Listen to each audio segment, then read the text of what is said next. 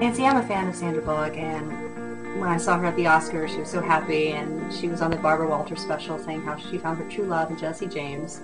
And then, not more than 3 weeks after that, it was revealed that he cheated with that woman that was covered with tattoos and a Nazi and all that icky stuff that Bill Maher kept going on and on about. Anyway, what's what does that all mean for Sandra Bullock? I thought she was a really smart woman.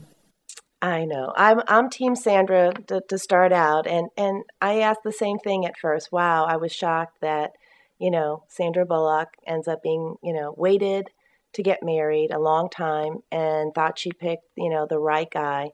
And as it's more and more comes out in the news, we're hearing that it's been not just one but many people that he's cheated with, and almost from the beginning, shortly after they got married. And, I started thinking, what were the signs? Because, she picked the wrong guy. And usually when we pick the wrong guy, there are signs there. Again, when people tell us who they are, we need to believe them and not put our rose-colored glasses on and start making excuses or rationalizing those behaviors that we're seeing. We're seeing them for a reason. A lot of times when I'm counseling patients, I tell them, 3 red flags, they're out of here.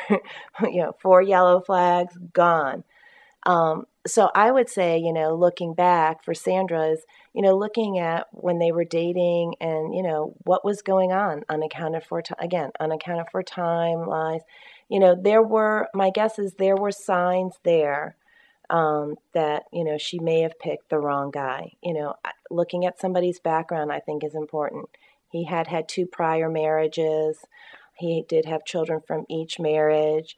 One of the spouses did have an addiction problem, was my understanding. One of them had a drug addiction problem, I believe.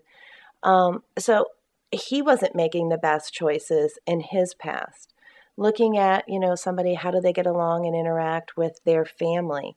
How did he get along with these prior spouses? And how did he, communicate with them and support those families that he did create? These would be things that, to look at when you're dating somebody and considering a long-term relationship or marriage. Again, how to become a better picker.